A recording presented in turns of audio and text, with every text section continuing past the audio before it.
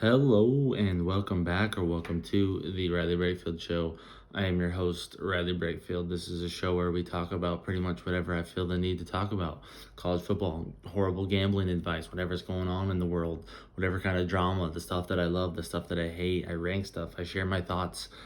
It's everything you want it to be, but it doesn't have it. That doesn't make sense, nor should it make sense, but that's just what the case is in this situation.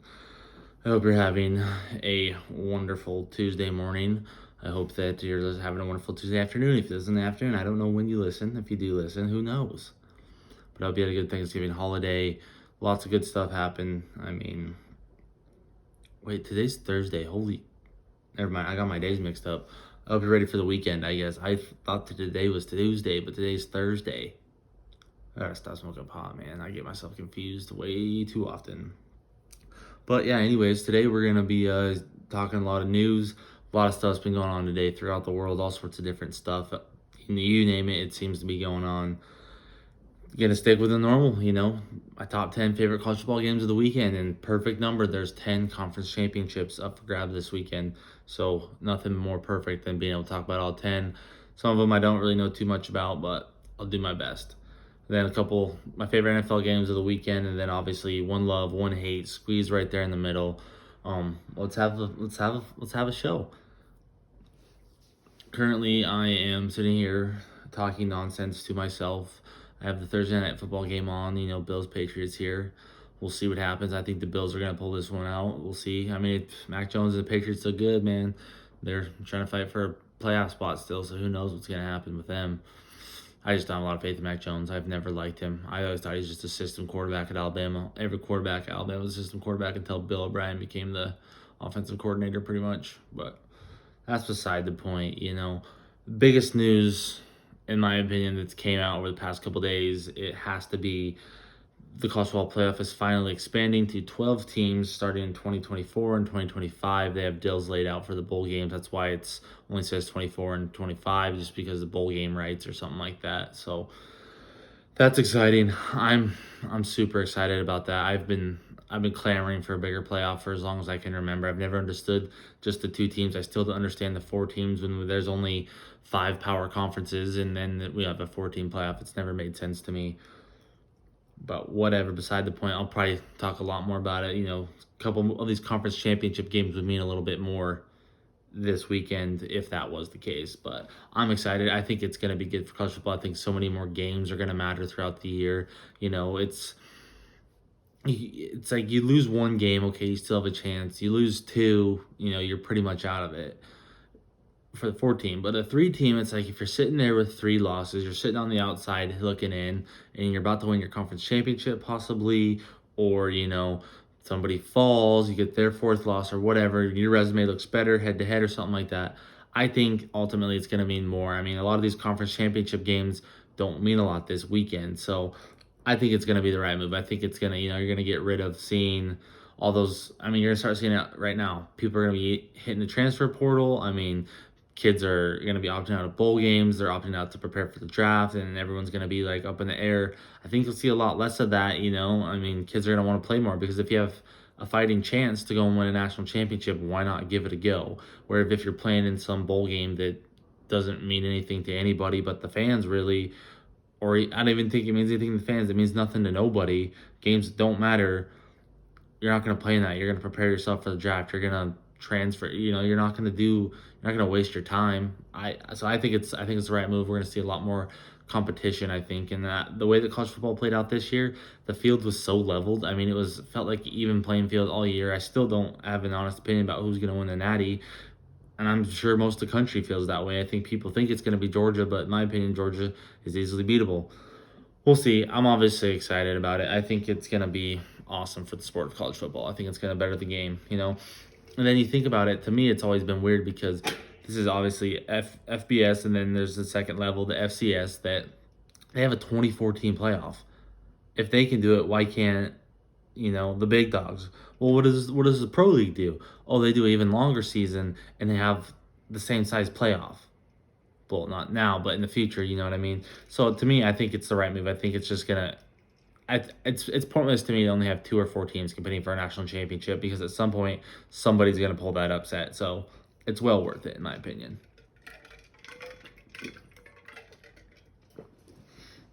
Sticking with some college football here, a little bit of bad negative news. Mickey Joseph, interim head coach at Nebraska, was arrested for what was it? Suspicion of strangulation and domestic violence. I read the little article about it. Police were called for domestic violence or disturbance or something. They went in, and after further investigations, they found out it was Mickey Joseph. That Nebraska job will do crazy things to him, man. I guess is all I gotta say. His career is probably shot, more than likely. I mean, if they seemed like they had gathered evidence over a couple days or weeks even to where it was pretty concrete that it was him. So bad deal for him. Hopefully he gets the help that he needs. Sticking at the college level, Jalen Kitna, backup quarterback for the Florida Gators and son of NFL quarterback John Kitna, was arrested for having possession of child pornography. So that's just, yeah, gross deal. That has no place in this world. I talk about it all the time.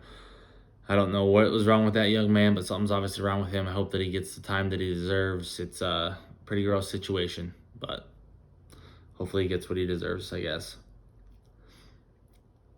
Antonio Brown, though, is a whole nother story compared to these two. Well, not really. Jalen Kitten is way worse.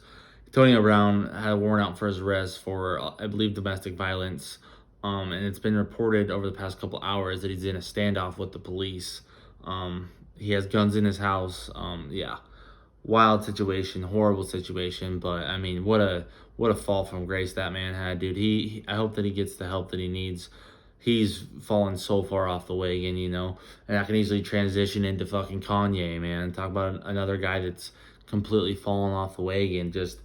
He's on Alex Jones' show, InfoWars, and Alex Jones had said something about, you're not Hitler, you're not a Nazi, and Kanye came back with, he just continued to be the stupidest person alive, it seems like, saying that, well, every person has value. Hitler valued what happened in this world and didn't say that he was a great guy necessarily, but it really came off that he was like, because he said something along the lines, I should have put it down, like that Hitler did some good things, I think was the exact quote. Just an absolute blunder. You don't fucking say something like that because, for one, it's not true. You can't just say that about somebody who murdered millions of people and tried to take over the entire world.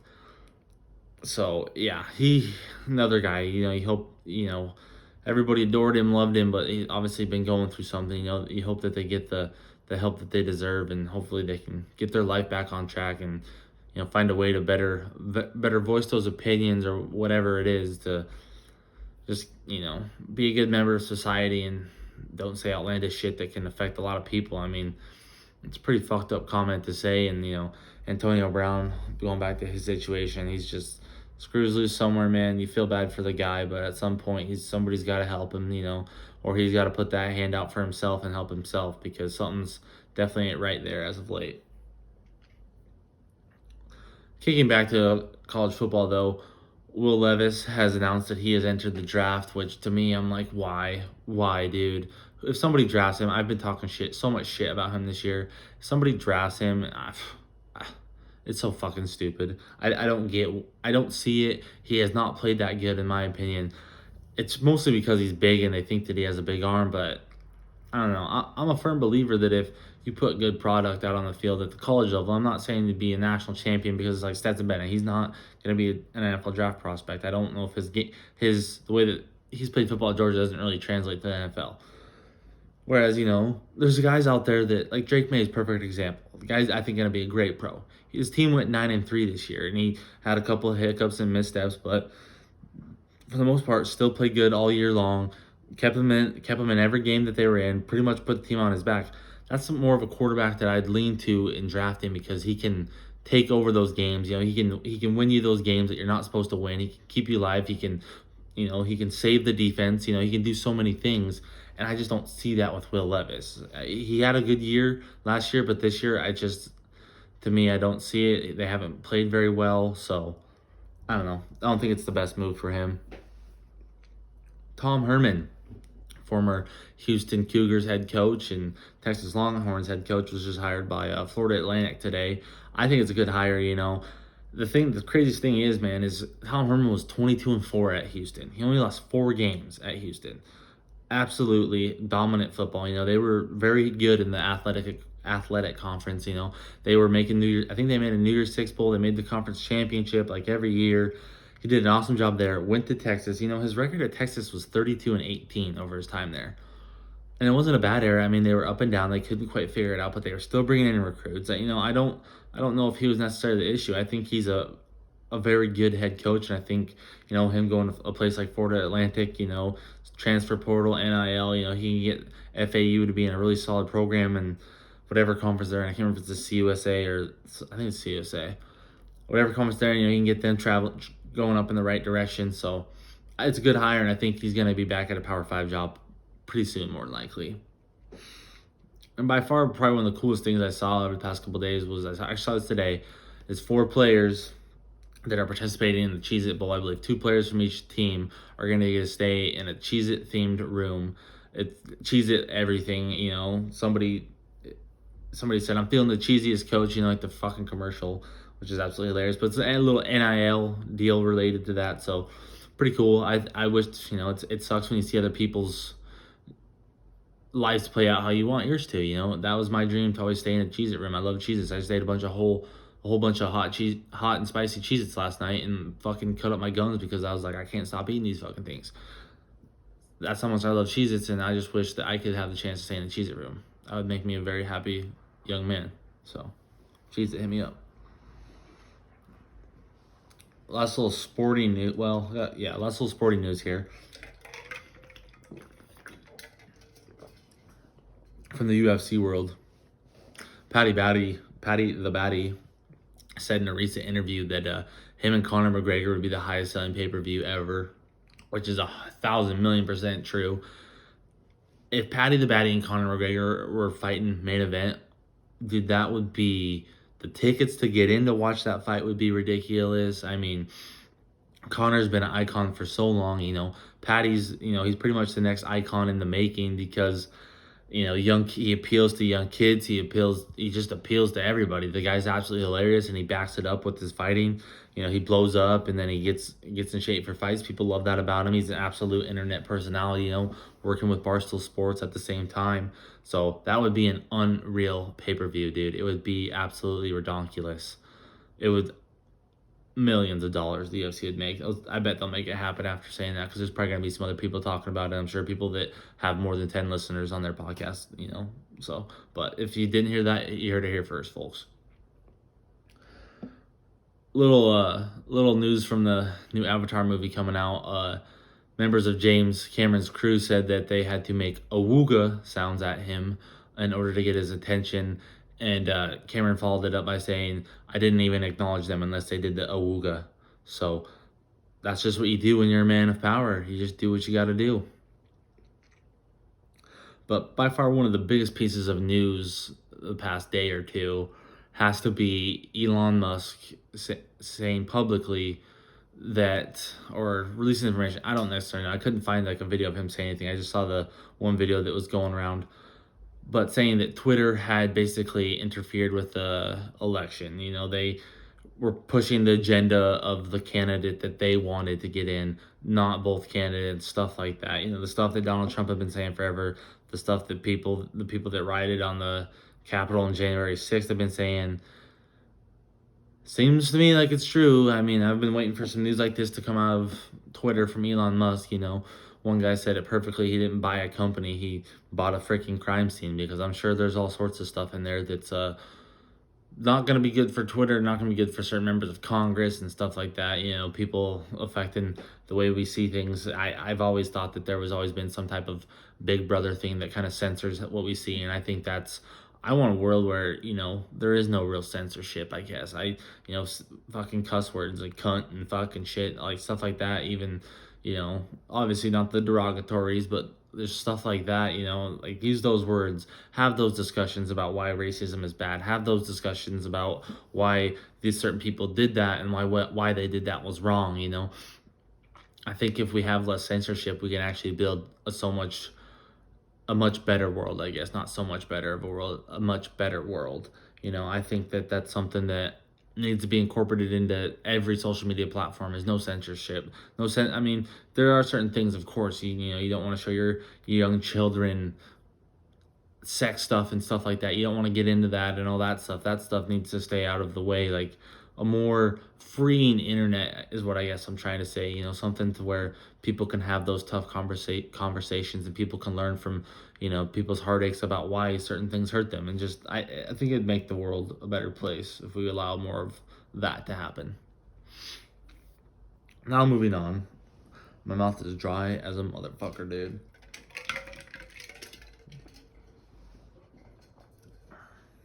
Now moving on to one love, one hate. This week, I'm loving on gas stations, man. There's something about gas stations. They have everything you need. You need to get your dick hard, you can go to the gas station. You want to get drunk, you can go to the gas station. You want a slushie, you go to the gas station. You want some chocolate or some candy, you go to the gas station. You want a soda, you go to the gas station. You want an energy drink, you go to the gas station. You want a hot dog that might make you shit your pants later, you go to the gas station. You want to try to win some money, you go to the gas station. And if you, for where I'm from in Montana, you could go freaking gamble. They usually have a casino attached. The gas station just has everything you need, man. You can find somebody out there selling weed. You can find somebody out there selling dogs. You can see all sorts of wild shit. You can see fights happen, cops. There's nothing like a gas station, man. Gas stations are just the best environment. And then you go up to the counter, and there's either just the sweetest lady in the world who's the nicest person. She says, "Hey, baby, how you doing? Just makes your day better." Or there's some mean old bitch that's just as pissed off and she's like, "What do you want?" Like, fuck you. Or you get the fat lazy guy that's like just stares at you the whole time, just dead in the eyes, and he knows he hates his job, but his mom made him get this job, and now he's like, "I don't want to be off the couch, I just want to be at home playing Modern Warfare 3." You have those guys, and they just suck. Or then you have the super energetic guys that are just super happy to have a job because at one point in their life they were probably addicted to crack. There's nothing like a gas station. 100% love a gas station. One of my favorite things on earth, hands down. Easy. And this week, though, sticking with stuff that you find out on the road, I'm hating on stupid drivers. Just the people that do not know how to drive. The people that cut you off because they had all of a sudden be in this other lane when you saw them when they're behind you, get over, get stuck, and then have to get back over. It's like you should have just stayed in your lane the whole time. Like, why you gotta go around me? We're going the same fucking speed. Or the people that don't pull all the way out when the light's green, but the green arrow's gone. You're sitting there waiting, so at least when you get the chance, you can at least get yourself through so we're not all sitting here waiting. Makes our life easier. I just hate stupid people, people that back up traffic because they cut you off. Living here in Baton Rouge has really taught me that traffic is really just stupid people because they cut you off and they just don't know how to drive. Just don't know how to drive, man. I hate stupid drivers. That's it. Now moving on to the conference championship games. A little bit of preview, a little bit of gambling advice that's probably not going to work because it never does. I might try to cook up one more Pray for Chaos parlay if I can find 5 picks to just make the world go round. Well, let's get into it. North Texas UTSA battle for the CUSA championship. Jeff Traylor, head coach at UTSA, is really, really, really putting together quite a good couple of years here at UTSA. Back-to-back, conference championship appearances. Won it last year. They've been doing really well. I mean, they were 4-8 the year he was before he got there, then 7-5, and then 11-2 or 12-1 even, I think, this last year. Now they're 10-2. Like, they're tearing it up. They're playing awesome football. He's probably gonna see his name floated around, especially if he wins on Saturday, gets another conference championship under his belt. If any more Power 5 jobs open, his name is probably gonna be one of them that gets talked about because he's doing a really good job there lately. And that being said, I don't think North Texas really has a shot in this game. I mean, they are really, UTSA, the Roadrunners are a really good football team. I think the spread's at 8.5, so I'm going UTSA minus 8.5. Probably even the over on that one too, because UTSA can score points. I mean, their only 2 losses this year were to Houston and Texas. Houston was fighting for the AFC championship, and Texas was fighting for the Big 12 championship this year. So, I mean, 2 really solid losses. They've been a really good team this year. Number 11, number 4. Utah USC. A lot on the line for this game for USC. Pac-12 title, playoff spot. More importantly, most people think that if they lose, they're more than likely out, which I think is probably the case. You know, and man, I just can't.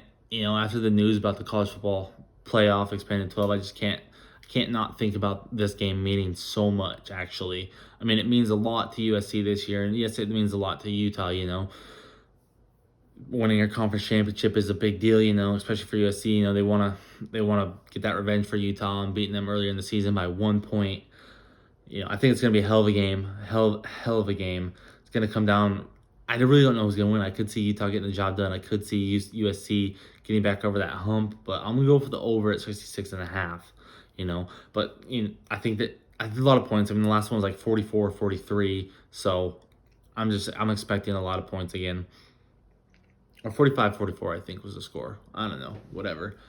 But, going back to if this was a 12-team playoff right now, this game would mean so much. USC having a chance to, solidify they get that round one bye, which is going to be a huge advantage, huge opportunity because you get your team a little bit more rest, a little bit more prepared possibly, or it could be a bad thing. I think we're going to see one team stumble because of it.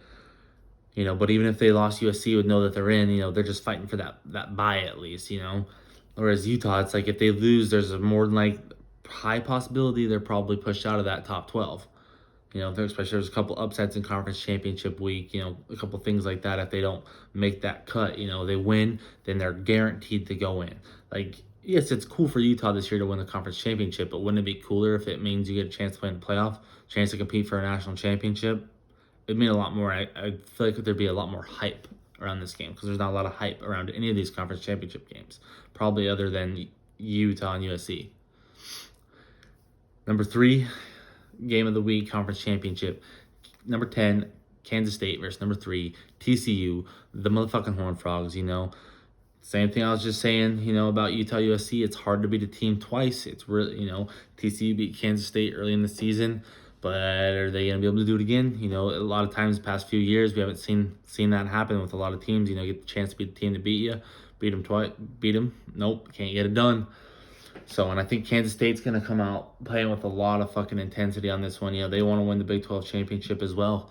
I mean, I think it's going to be a really, really hard-fought game. I really like the over here, but I am going to ride with the Horned Frogs. I want them to win. It's at -2.5. I like that. I think they can win by 3 to 5. I think it's going to be high-scoring affair, though, and I'd probably switch to the over come Saturday morning. But, the same thing. Another game right here that would mean so much more. TCU with a chance to lock up a bye. You want that bye. You want that round one bye. Kansas State, could possibly do the same thing. If a couple upsets fall their way, they're only sitting at number 10. They could slide up there, take a first round bye, get a little bit more rest, get more recuperated. But same thing as Utah. Kansas State could be on the outside looking in, but where they have a chance to win the conference championship, maybe slip in, take a bye. I just think it means so much more. The old MAC championship, Toledo versus Ohio. I don't know much about this game. I'm going with Ohio. I've heard good things about their offense, so I'm just going Ohio money line. Toledo's favored, but I'm going to go with the Bobcats there. Coastal versus Troy. Coastal, their head coach, Jamie Chadwell, same situation as Jeff Traylor at UTSA. He's put together quite a solid resume. Put together quite a few really good, solid years these past couple of years. They won the Sun Belt last year, only lost one game. They beat BYU in 2020. Like, they've been unreal. Grayson McCall at quarterback, he's to me one of those college quarterbacks that I think is, a lot better than people realize. I was kind of talking about earlier those under the radar quarterbacks who really lead their team to a solid season. I think Grayson McCall could really excel at the NFL level possibly. The kid's just an absolute stud. All that being said, Troy has been really, really good this year. Their offense has been really good, but I'm just rocking with the Coastal Carolina vibes, man. Coastal money line again. Just rocking with vibes for those boys. I love their uniforms too. Coastal uniforms are probably one of my favorite in all of college football. The old SEC championship, number 14 LSU, number 1 Georgia. LSU has beat Georgia 3 out of 4 times since 2000. Every time they've played in the college football playoff or played in the SEC championship, LSU's won 3 out of 4. Georgia was last year's national champs. I mean, they've been playing good this year. I've thought that they're beatable. LSU's had an up and down year, but I've seen with this team this year that they'll play a bad game or two. Then they kind of get back on track, play like 2, 3 really unbelievable games, have a dip, and then play 2 really good games, and then have a little bit of a dip again, and then just play 2 more really good games, which I think we're trending in that direction right now. I think LSU is going to win. I'm just taking LSU money line either way because I'm just going to rock with my Tigers. I don't really care what anyone has to say. I know Georgia's good, but I think they're beatable. I think LSU will beat them. I mean, I could be proven wrong. Georgia could just absolutely beat the dog shit piss out of LSU like they did to fucking Tennessee. That's probably more than likely going to happen, but I don't think it is. But, same thing. Another game that would mean so much more with college football playoff at 12 teams. I mean, Georgia, they're like, yeah, we're number 1, but if we don't win this game, we could slide out of they're going to slide out of having a bye. You don't want to see that if you're Georgia. You've been number 1 most of this season. And then LSU, sitting at 14, screwed themselves out of a spot if they were to have not lost Texas A&M. Now they're like, shit, we got to win this game, and we're in the playoff, so then they could possibly still bye as well. Just absolute chaos if that was to ensue. Man, I just wish that we had a 12-team playoff right now. Sucks. Mountain West Conference Championship, Fresno State, Boise State. Don't know too much about these teams. I know about Jake Hayner at Fresno State. I really like him, so that's why I'm taking Fresno State money line on that one. More of a trust pick, I guess. I'm just trusting in the Bulldogs of Fresno State to get the job done. AAC Championship, UCF, Tulane. Winner gets into the New Year's Six Bowl. So I think this is going to be a really good one. Tulane's been playing really good football this year. Willie Fritz has had the green wave waving goodbye to their opponents because they've been kicking ass. They've been playing really good, but Gus Malzahn, I mean, he's a very good head coach. I don't know why Auburn ever got rid of him, but he's been doing awesome at UCF. So I think it's going to be a really, really good one, but I feel like it's Tulane's year. I'm going Tulane minus 3.5, mostly for the fact, UCF already beat Tulane this year. Like I've been saying, it's tough to beat teams twice, so that's why I'm taking Tulane minus 2.5 or 3.5 on that one. Sorry. Purdue, Michigan, hands down the most boring of the Power 5 conference championships. Blake Corum is out for the season. That's kind of the biggest news from this game. Out for the remainder of the season. It was reported today by Ian Rappaport. For me, I'm like, we saw that, Michigan did all right without him last week, but I still never had too much faith in that Ohio State defense. So, just if Michigan gets into the playoff, which they more than likely will, even with a bad Purdue loss, they'd probably still get in. If they play a team that is very good on defense like Georgia, what does that do for them offensively? They don't. I mean, Donovan Edwards is a stud, but Blake Corum has churned a lot of that offense. It's a little different, in my opinion, playing a rivalry game than it is playing a college football playoff game. So, a little bit more juiced up, I would say, for the rivalry game, in my opinion. But this is a classic Jeff Brom spot, man. 3-0 against top 5 teams at his time at Purdue. I called one earlier this year. I don't even remember. Was it Illinois? I don't remember who it was. I think it was Illinois. Jeff Brom just somehow pulls off these crazy upsets, these miraculous upsets against these top tier teams. First, Purdue's playing for a lot here. Big Ten championship, took down the number 2 team in the country to do it.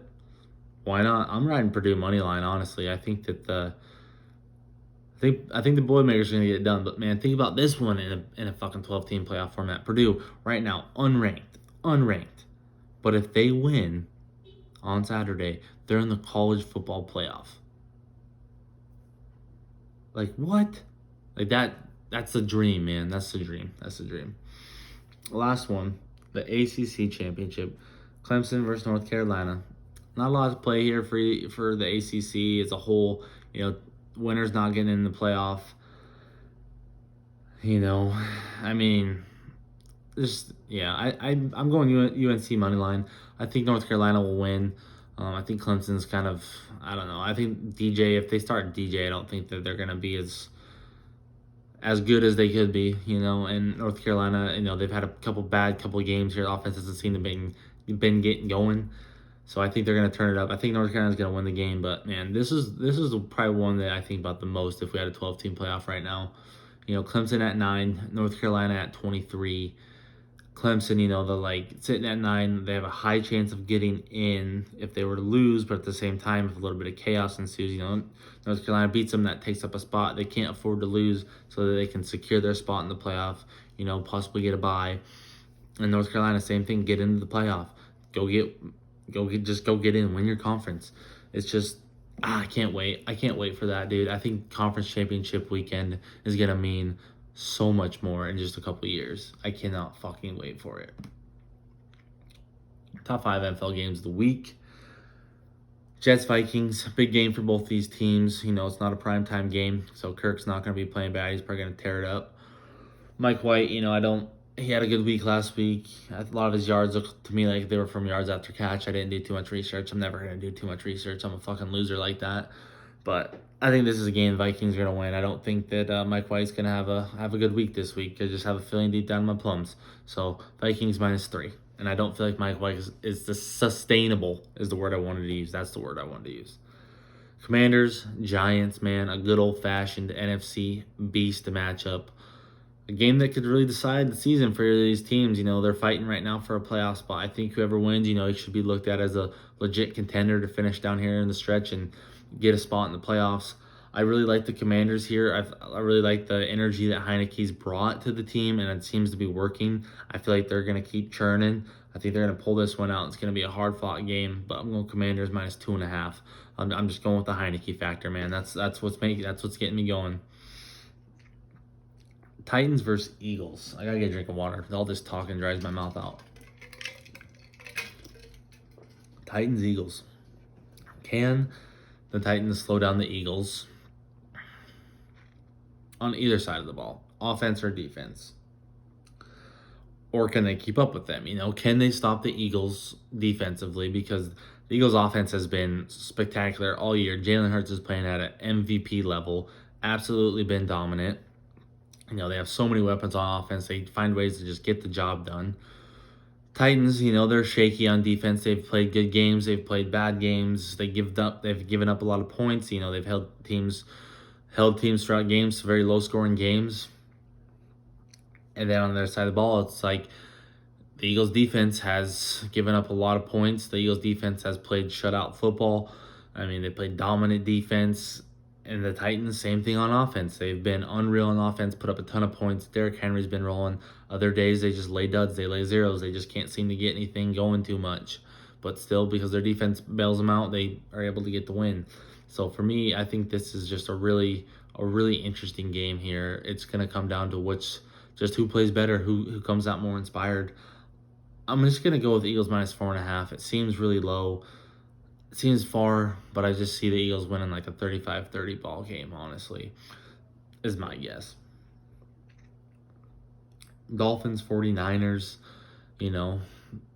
Mike McDaniel versus Kyle Shanahan, the protege versus the mentor. Mike McDaniel obviously was on Kyle Shanahan's staff the past couple of years, and now he's with the Dolphins, the head coach there, kind of playing a lot of similar football. Both teams have been playing really good. Both teams' offense have been looking really good. Defensively, they've been playing really good. I couldn't take the spread here. I'm taking the money line probably for the 49ers. It's at minus 215. It just feels better to me. I think the 49ers win that one, but I don't know. Maybe even the over, maybe even the under. I don't know. It's a tough one, but I'm just excited about it. I think it'll be a good duel and a really fun game to watch. Chiefs, Bengals. Last game, last note for the week, last note for the show. The Bengals have beat the Chiefs twice last year. Talked about it earlier. It's really hard to beat a team twice. The Bengals have owned the Chiefs. They've stopped the Chiefs. They've dethroned the Chiefs last year. Can they do it again this year? They're playing really good football right now. Joe Burrow's playing really good football, but it's the Chiefs. The Chiefs are the Chiefs, man. But I feel like the Bengals are the Chiefs' kryptonite. For that case and that reason alone, I'm going Bengals money line. Joe Burrow's getting the job done, man. Jamar's might be back. I don't know. Don't matter. They got T. Higgins. They got Tyler Boyd. Joe Mixon might be back. I don't know. Don't matter.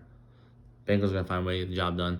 But that's today's show. I hope you enjoyed. Don't forget to like, share, subscribe. Send to somebody that's a degenerate gambler like yourself, if that's why you're listening, because it's more than likely why you are, because you like to gamble like me. But don't forget to like, share, subscribe. Send to your friends, family, whatever, your moms, your dads, your sisters. But I love you. But for now, boy Titties is out.